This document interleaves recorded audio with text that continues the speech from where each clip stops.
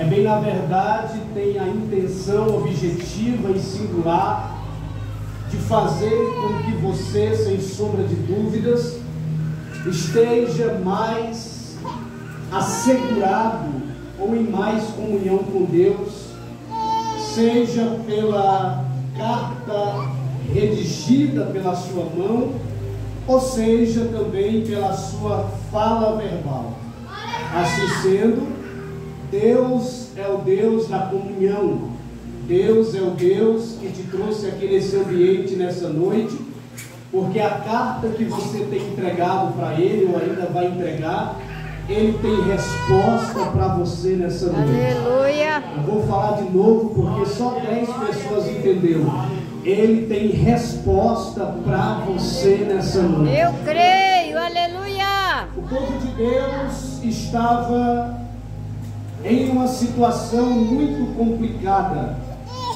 O povo de Deus tinha se afundado na apostasia religiosa, política, social.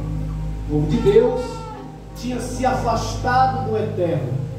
E todas as vezes que Deus queria disciplinar o seu povo, Israel já entendia, já compreendia que Deus o estava disciplinando, que Deus estava o orientando, que Deus estava colocando o seu povo nos trilhos.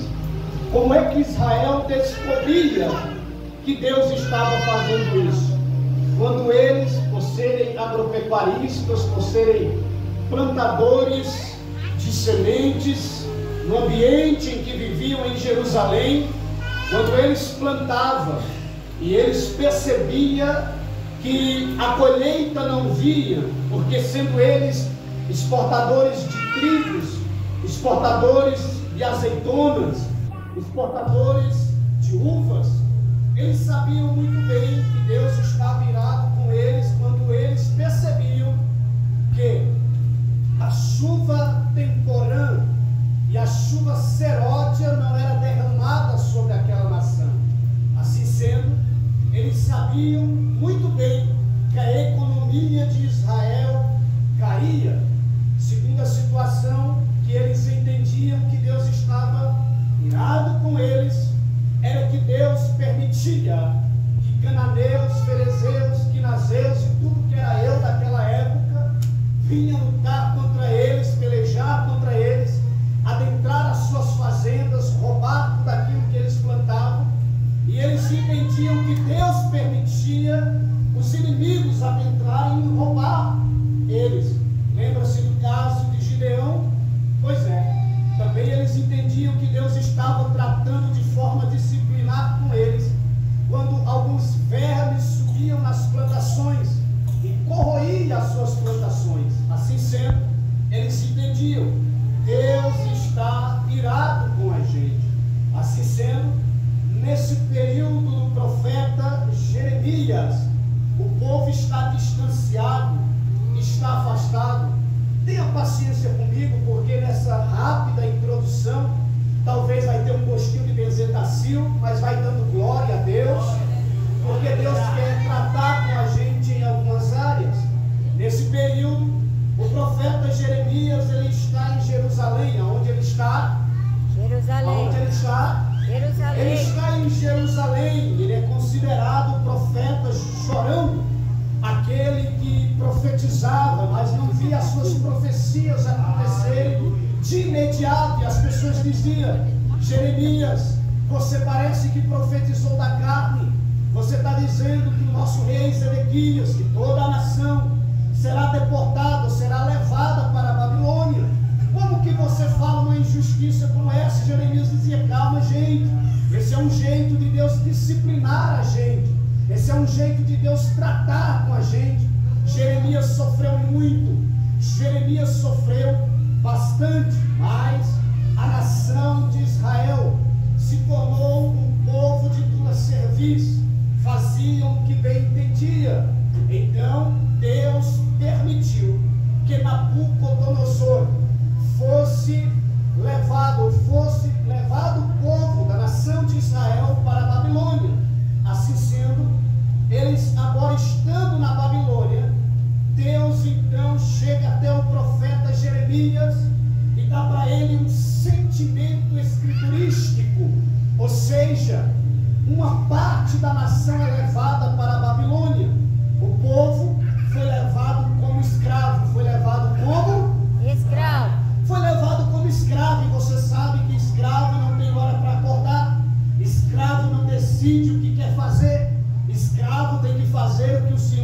manda e ordena.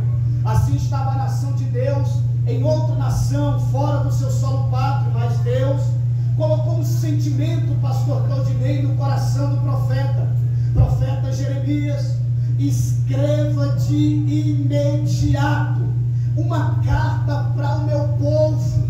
Eu quero escrever, eu quero que você escreva o que eu estou sentindo e o que eu vou fazer no meio daquele povo que está em terra estranha.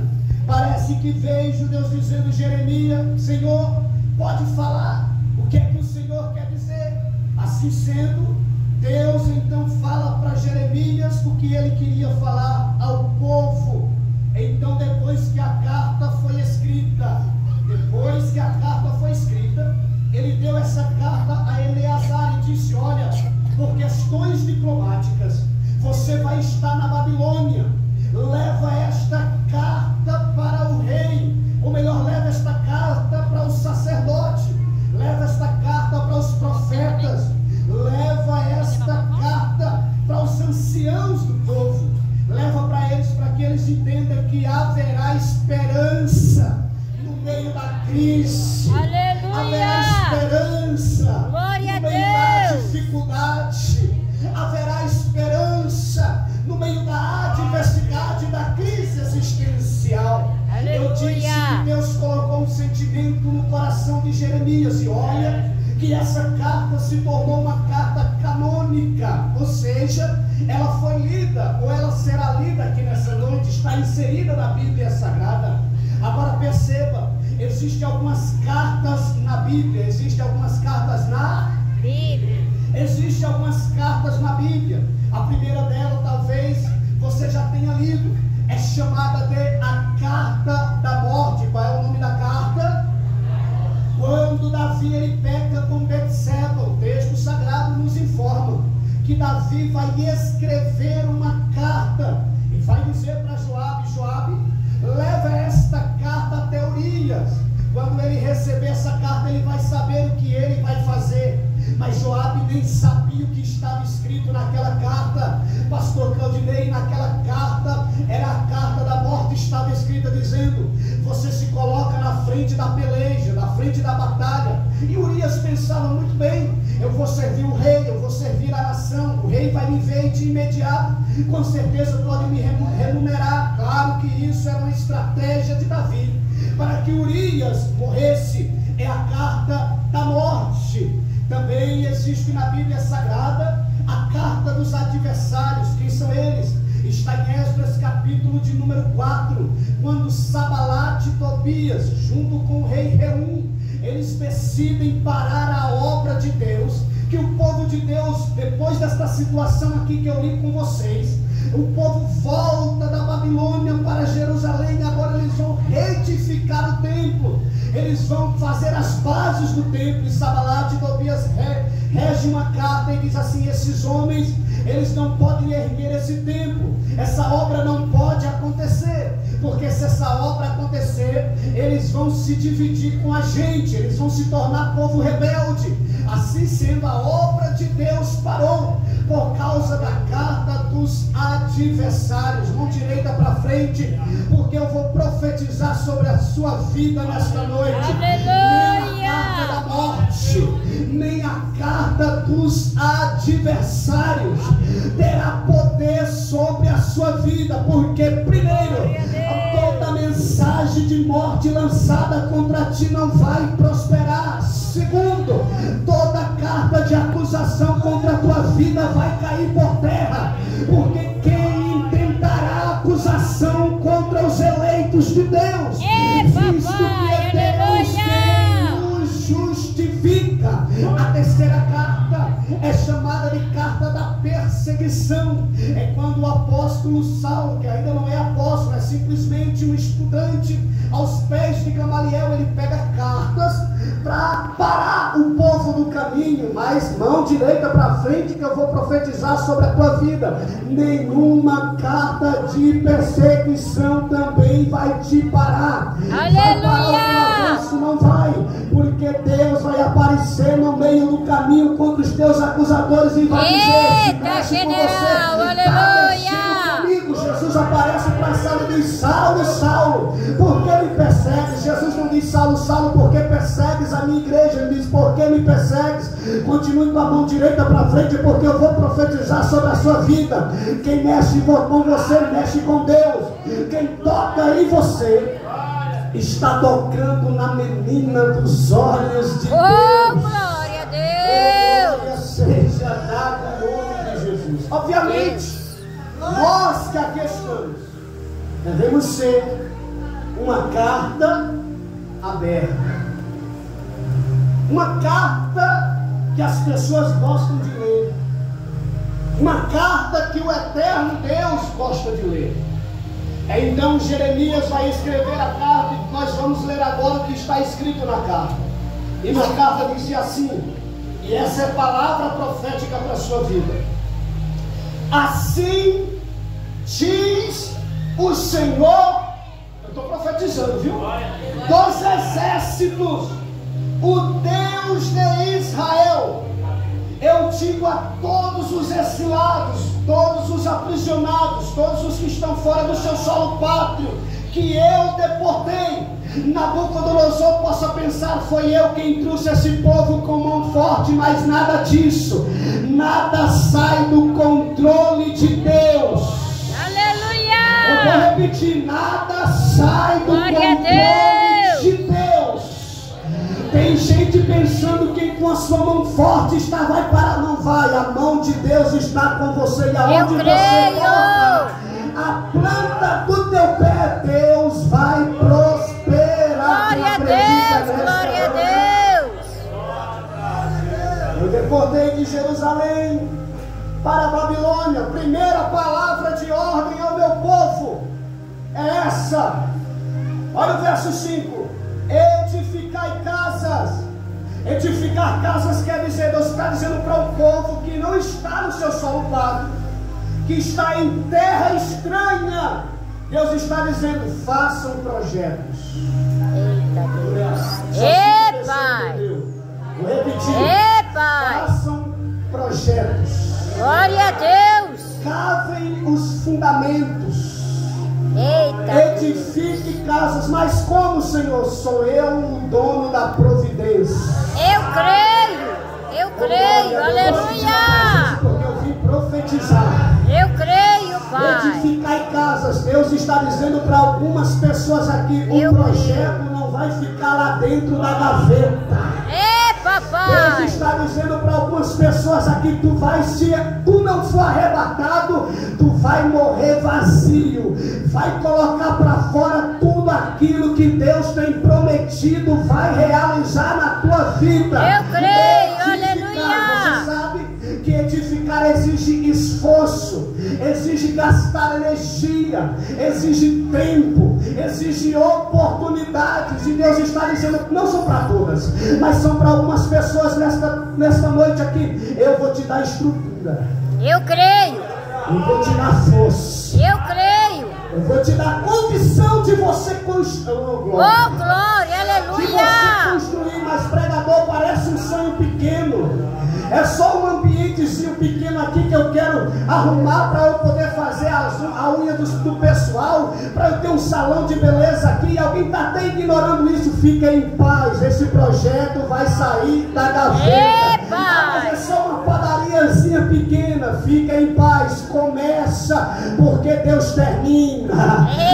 Mas eu estou lá no meu ambiente de trabalho, ninguém me vê. Mas se você fizer com excelência, o teu gestor, o teu patrão vai passar e vai dizer: esse trabalho aqui é fulana, é Beltrano, é Cicrano. Por quê? Como é que você sabe? Porque ele faz com excelência, ela faz com excelência. Meu rei. Enquanto ele ou ela está empregando esforço, Deus está dizendo: edifique, porque eu vou prosperar. Eu creio, aleluia.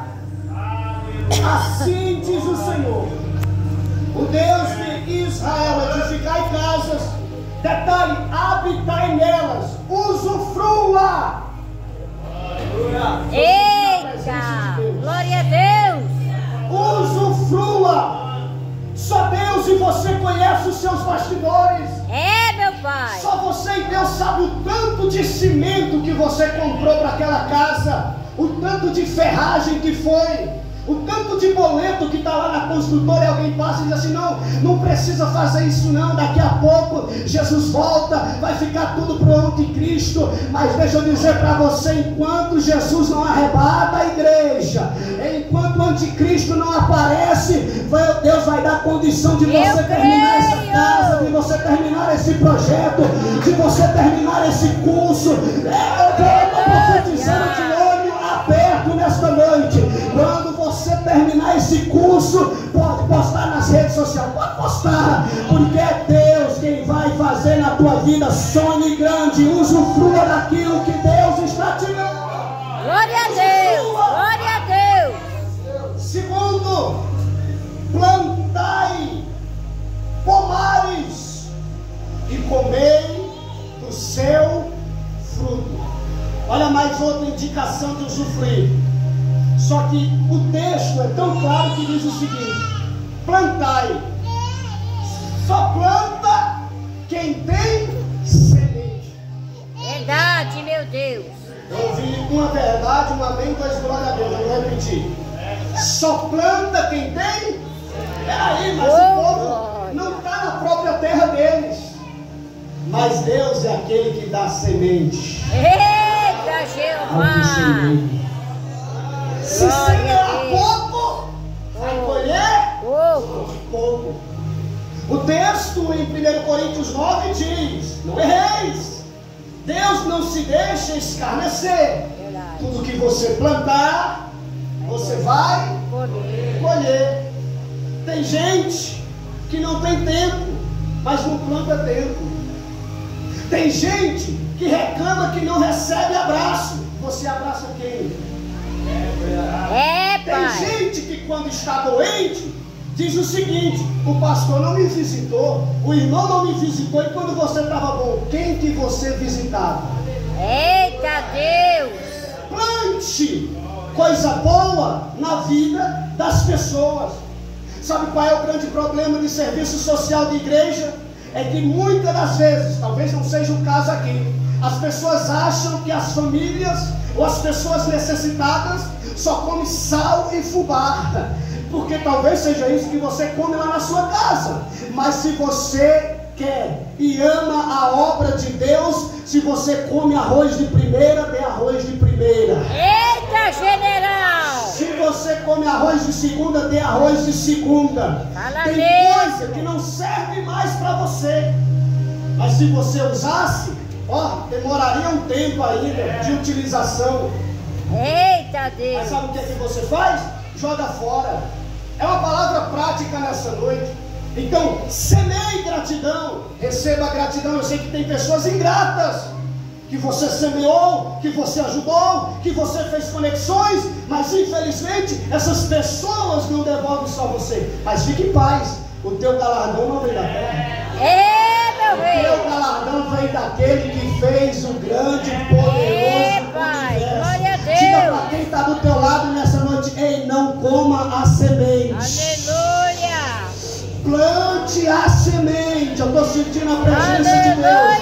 Plante tempo, plante oferta, plante oportunidade, plante decisões apropriadas. Plante, porque quanto mais você planta, mas independentemente também da semente, não é qualquer semente que vai brotar de um dia para o outro. Negativo. Tem semente que dura 20 anos para brotar. Só que você plantou e você diz assim: é daqui 20 anos, mas você pode não usufruir, mas os seus filhos vão usufruir. Os seus netos vão usufruir. Glória a Deus. Porque é natural, é biológico. Plantou, tem que germinar. Se germina, tem que crescer. Se crescer, tem que florescer e dar frutos. Eu estou sentindo a presença de Deus. Glória a Deus. Plante. Diga para quem está do seu lado: plantar é opcional. É opcional. Colher é obrigatório. É obrigatório. Quer ver como colher é obrigatório? Um dia o Jacó tentou enganar o seu irmão Esaú.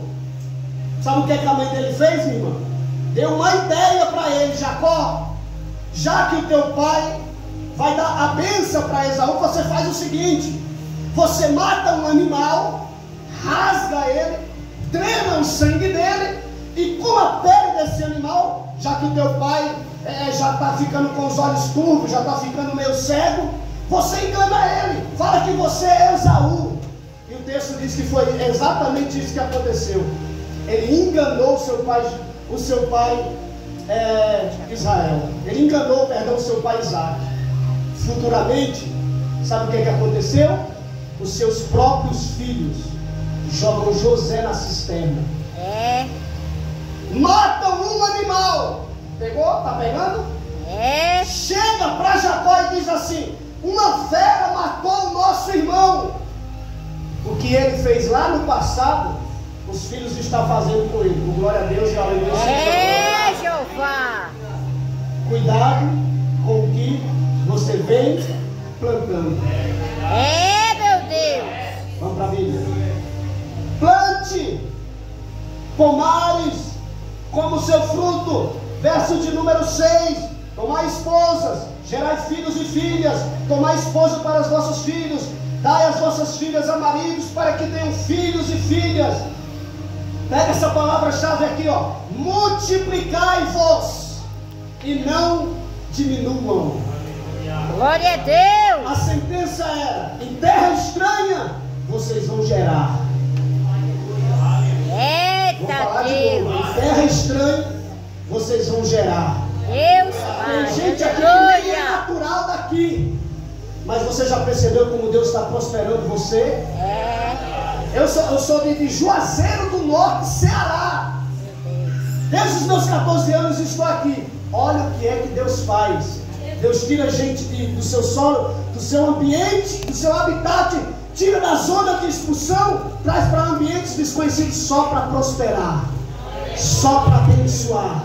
Diga para quem está do seu lado nessa noite: Deus vai te prosperar em terra estranha para você gerar, para você gerar, para você gerar, para você gerar. Diga para quem está do lado: vai crescer o que Deus vai fazer na tua vida. Vai sim, em nome de Jesus. Se prepara, porque as tuas fronteiras vão alargar. Se prepara, porque você vai começar a estender a tua tenda ainda maior. Glória, estenda a sua mão para frente. Glória a Deus. Multiplicai-vos. Multiplicai-vos e não se diminuam. O menor do homem e mulher que está aqui nesta noite vai produzir por 1000. Eita, papai, glória a Deus. Vai produzir por 1000. Eu estou sentindo a presença Deus de Deus fiel, aleluia. Vai, aleluia, vai multiplicar. Mas não é só crescer simplesmente socialmente, psicologicamente, vai crescer também na graça. Glória a Deus. Conhecimento. Oh, glória a Deus. Verso de número 7. Procurai a paz da cidade.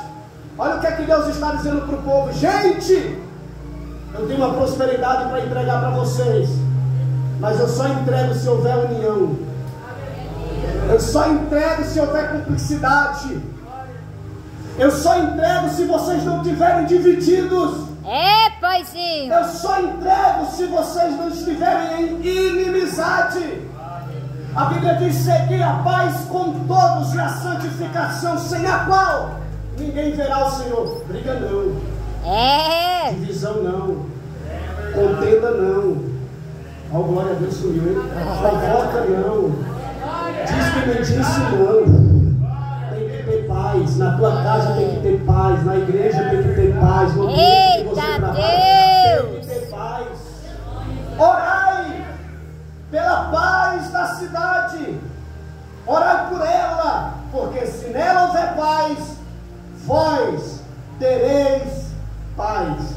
Não é briga política não. Paizinho. Não é briga política. Ora pelo prefeito de Toledo. Ora pelos vereadores.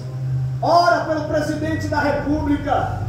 Ora pelas autoridades eclesiásticas. Porque se essa cidade de Toledo tiver paz, se prepare que a tua vida também terá paz. Glória a Deus. Vamos para a Bíblia. É a carta de Deus que Deus está falando com a gente aqui nessa noite. Porque assim diz o Senhor dos Exércitos, o Deus de Israel. Ixi, vai apertar o negócio aqui agora, hein? Não sei se vai. Que os vossos profetas não vos enganem. Profetas que estão no meio de vocês. Nem os vossos adivinhos, nem os vossos sonhadores, que sempre sonham segundo o vosso desejo. Vai apertar um pouquinho. Pai. Tem um gostinho de apresentação, mas eu vou falar. Foge dessa geração de profetas.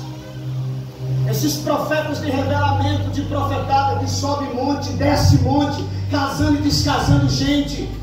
Dizendo que Deus falou sem ter falado. Dizendo que Deus disse sem Deus ter dito. Pessoas que simplesmente acordam pela manhã e dizem: irmã fulana, irmão Beltrano, eu tive um sonho acerca da sua vida, tome muito cuidado. Peça a Deus discernimento de espírito. Peça a Deus para Deus te mostrar se é Deus ou se não é, para que você não seja enganado por esses famosos profetas do Pix. Não é verdade, uma aleluia. Glória a Deus, vai sumindo, mas eu vou profetizar nessa noite aqui. Ainda tem uma palavra acerca da sua vida. Aleluia! Eu estou sentindo a presença de Deus. Ainda tem uma palavra acerca da sua vida.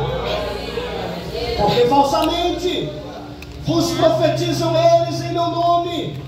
Eu não os enviei, diz o Senhor. Assim diz o Senhor.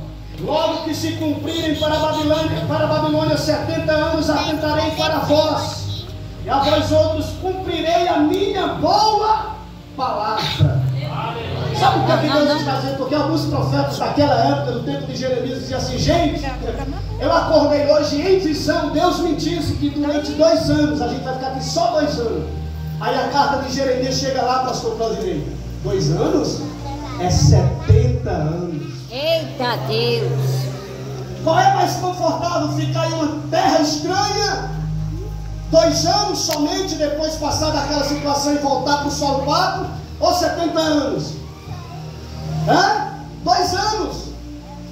Só que eles estavam acreditando nos falsos profetas, porque profeta verdadeiro fala o que Deus manda. É verdade, meu rei. O profeta verdadeiro, tem tantos da Bíblia Sagrada, é José. Qual é o nome dele? José está dentro do cárcere, minha irmã, preso, meu querido. Aí um padeiro e um copeiro têm um sonho, cada um tem o seu sonho.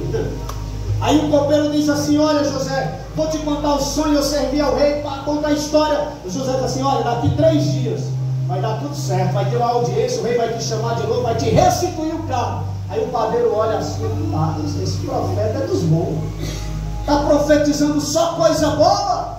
Eu vou contar o meu sonho também. Conta. Pois é, eu sou o padeiro do rei. Tudo bem, qual foi o sonho? O sonho é que eu tinha um cesto sobre a minha cabeça cheio de pão, todo tipo de pão que você imaginar, estava lá.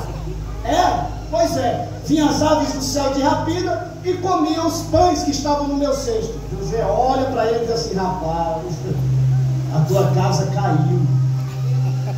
Daqui 3 dias você vai ser morto, vai ser enforcado. Profeta de verdade fala a palavra. E eu estou sentindo a presença de Deus para profetizar na tua vida nessa noite aqui.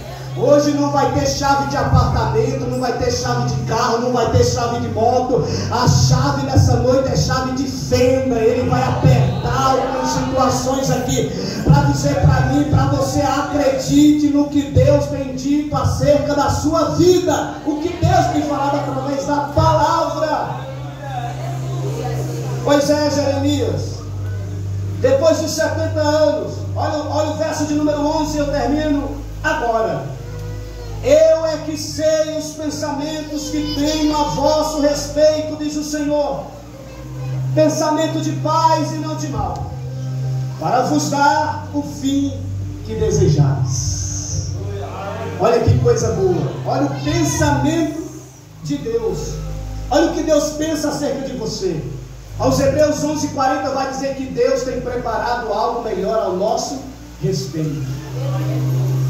O Vou profetizar aqui porque tem pessoas que vai sair daqui nessa noite dizendo como diz aquele hino: tem coisa boa chegando. Oh, glória, eu creio. Tem algo acontecendo. Eu creio, meu rei. E não importa o que eu sofri, o que importa é que eu sobrevivi. Tem uma palavra boa de Deus vindo em andamento sobre a tua vida. Eu creio. Eu estou sentindo a presença de Deus para profetizar de olho aberto e dizer: Deus pensa algo bom ao seu respeito, a respeito da sua família, a respeito da sua casa. Ele pensa tão bem que Ele enviou o seu Filho unigênito, aleluia, para morrer na cruz do Calvário e dizer para você: vocês terão vida e vida com abundância. Quem crê nesta palavra pode glorificar a Deus. Glória a Deus, aleluia. Eu nem sei o pensamento que tenho acerca de vós, pensamentos de paz e não de mal, para dar o fim que desejais. Deleita-te também no Senhor, e Ele te concederá o que deseja o teu coração. Quando Deus fizer isso, não é uma ostentação, é uma posição que Deus vai colocar você. Não é para você bater no peito e dizer assim: eu sou melhor do que A, sou melhor do que B, olha o que eu tenho. Não, é uma posição que Deus está mudando os cenários da tua vida. O texto continua e diz o seguinte: então me invocareis e passareis a orar a mim, e eu vos ouvirei. Aleluia. Se prepara para orações respondidas. Verdade, meu Deus. Vou falar de novo: se prepara para você começar a ver Glória a Deus. Orações respondidas. Glória, glória a Salmo Deus. 18, Davi diz o seguinte: laços de morte eles me inquietaram, eles fizeram com que eu paralisasse, mas tem uma coisa: eu clamei ao Senhor, e do alto dos céus Ele ouviu a minha voz. Em um dos salmos, se não me falha a memória, o 121, ele diz o seguinte: eleva os meus olhos para os montes, de onde me vem o meu socorro. O meu socorro vem do Senhor que fez o céu e a terra. Oh, glória a Deus, tem gente com a mão levantada, e à medida que você levanta a tua mão aqui, Deus vai começar a operar, mas não é nesse ambiente aqui não, é lá na tua casa, é lá na empresa onde você trabalha. Deus vai começar a resolver aquela situação quando você levanta a mão para glorificar Ele aqui. A Bíblia diz: clama a mim e responder-te-ei, e anunciar-te-ei coisas grandes e ocultas. Oh, glória, eu estou sentindo a presença dele, eu estou sentindo a presença dele. Aquele clamor naquela madrugada, aquele clamor naquele sofá, aquele clamor enquanto você ia para o seu trabalho, aquele clamor debaixo do chuveiro, Deus está dizendo: eu estou vindo com resultados na tua vida. Glória a Deus, aleluia. Clame, invoque, eu vos ouvirei. O que faz divisão entre mim e vocês é simplesmente o pecado. É verdade. Mas quando vocês clamam, se humilham, descem na minha presença, eu não rejeito um coração contrito. Eita Deus! Oh, estou sentindo a presença lindo, dele meu aqui Pai, nesta noite. aleluia! Eu não rejeito um coração contrito. O meu povo está lá na Babilônia, mas olha o verso de número 13, eu termino agora: buscar-me-ei e me achareis. Quando me buscardes de todo o vosso coração. Glória a Deus, aleluia.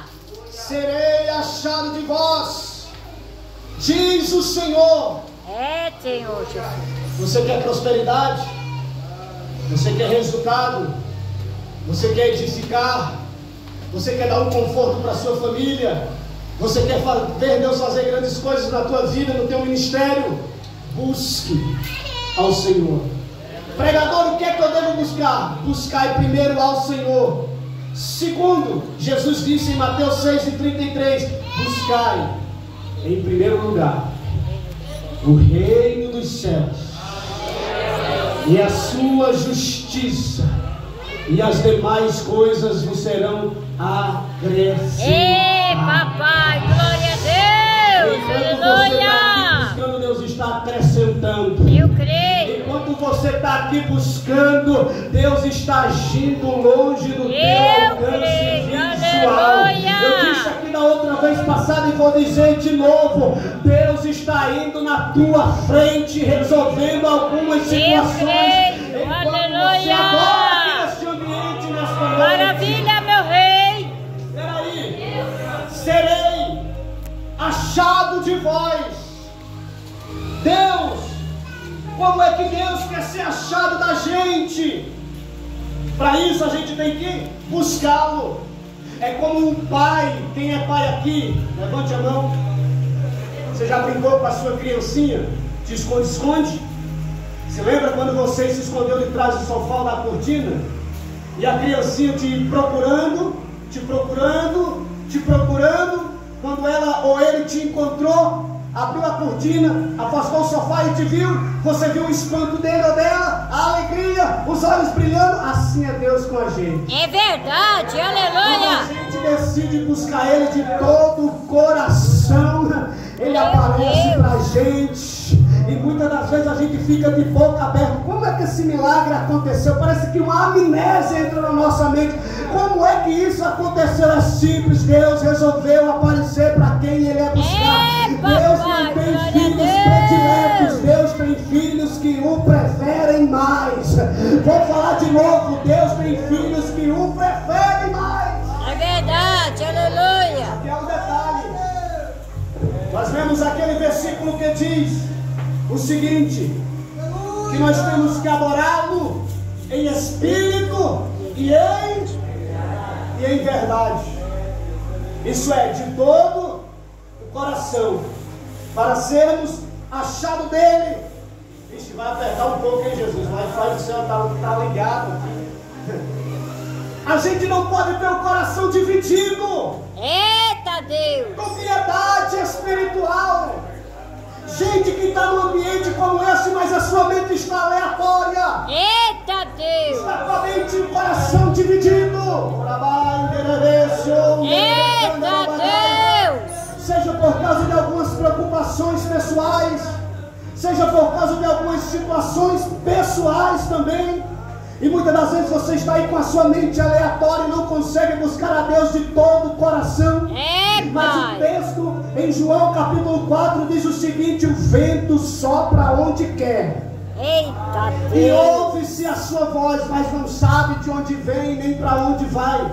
Quando você lê Ezequiel 37, você vai perceber a expressão que quando ele profetiza no meio do vale de ossos secos, ele diz: vem vento dos quatro ventos dos cantos da terra. Aí, vento sopra só em uma direção. É, papai. Vento não sopra em quatro direções. Ou o vento sopra só do norte, do sul, do leste, oeste, ou em uma só direção, não em quatro. Por que o texto está dizendo que o vento soprou dos quatro cantos da terra? É simples. Não tem para onde você correr. Se você adorar em espírito e em verdade, Ele vai te pegar. É verdade. Se você abrir seu coração nesta noite e dizer para Ele, depois desse culto: Senhor, o meu devocional vai ser mais quente. Depois desse culto, eu não vou, Senhor, mais maratonar em algum tipo de série na Netflix. Eu vou maratonar na Tua Palavra a partir de hoje. Senhor, eu vou buscar a Tua presença mais do que eu tenho buscado. Se prepara, porque você vai arrumar alguns inimigos, é verdade. Você vai ficar solitário, solitária, mas o céu vai te abraçar. Vou repetir: o céu vai te abraçar. Buscar-me-eis e me achareis. O coração do povo estava dividido no tempo de Elias. O altar do Senhor quebrado.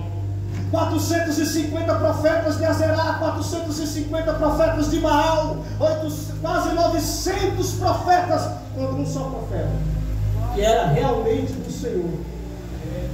E Elias diz o seguinte: se é Deus, sigam. Se é Baal, sigam. Jesus ratifica dizendo: vocês não podem ter dois senhores. É verdade, meu rei. É verdade. Vocês não podem servir a Baal. Vocês não podem servir a Mamon. e a Deus ao mesmo tempo. Escolhem hoje, Josué disse, a quem se faz eu e a minha casa serviremos ao Eita Senhor. Deus, eu creio. É que quando os profetas de Baal se retalham, Glória a Deus. faz aquele culto representativo, derrama o seu próprio sangue, eles terminam o momento deles, Elias dá uma zombada deles, e eles olham e diz assim, Senhor, para provar que eu sou o teu profeta, eu estou em tua presença, manda fogo. Olha o ato da misericórdia de Deus, pastor Claudinei. Aquele fogo deveria ter transformado aquele povo que estava ali, contando com todos os demais profetas de Baal e Azerá, deveriam transformar eles em pó, em cinza, em carvão, mas Deus é tão misericordioso que veio sobre o altar do profeta, ao invés de queimar o povo, queimou as pedras no altar. Eita, general. Pai. Vou repetir, queimou as pedras no altar. Deus fiel. Todo o povo se ajoelhou e disse, só o Senhor é Oh, Deus. glória a Só Deus. o Senhor é Deus. Só o Senhor é Deus. Só o Senhor é Deus. Só o Só o Senhor é Deus. Glória a Deus. Só o Senhor é Deus. Serei achado de vós, diz o Senhor. Farei mudar a vossa sorte. Deus vai fazer com você o que Ele fez com Jó.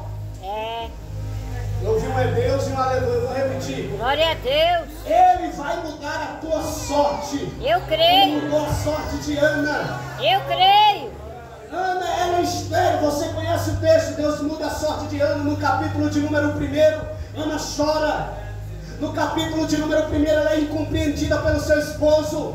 No capítulo de número 1 do profeta Samuel, ela é mal interpretada pelo sacerdote. É verdade. No capítulo de número 1, a Penina irrita.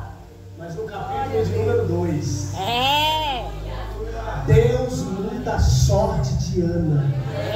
E ela vai dizer em um dos seus cânticos, Deus é aquele que ergue do monturo necessitado. Papai. E faz ele se assentar no meio dos príncipes. Jesus. No meio do lixo. A mulher dele diz assim, amaldiçoa o teu Deus e morre. Jó tem úlceras, Jó tem tanta situação, não peca diante do Senhor, mas quando Deus muda o cativeiro de Jó, aleluia, a situação dele veio 10 vezes mais do que Deus queria fazer na vida dele. Aleluia! Eu vou profetizar, Deus vai mudar a tua sorte nessa noite. A carta de Deus para você nessa noite é: edifique, planta, ignore os falsos profetas, os adivinhos, os sonhadores. Acredite na palavra de Deus para a sua vida. Eu creio. E busque de todo o coração. Serei achado de vocês. E depois de tudo isso, eu vou virar o cativeiro de vocês. Eu vou virar o cativeiro de vocês. Eu vou, glória, eu vou sentir a presença de Deus aqui. Depois de 68 anos a 70 anos, está o povo de Israel voltando para Jerusalém. Eles estão voltando para Jerusalém com juro e correção monetária. Já tem gente com a mão levantada. Eu profetizo sobre a tua vida, depois dessa palavra aqui: conhecereis a verdade, e a verdade vos libertará. Sabe como é que você vai sair desse cativeiro nesta noite? Vai sair próspero, vai sair abençoado. O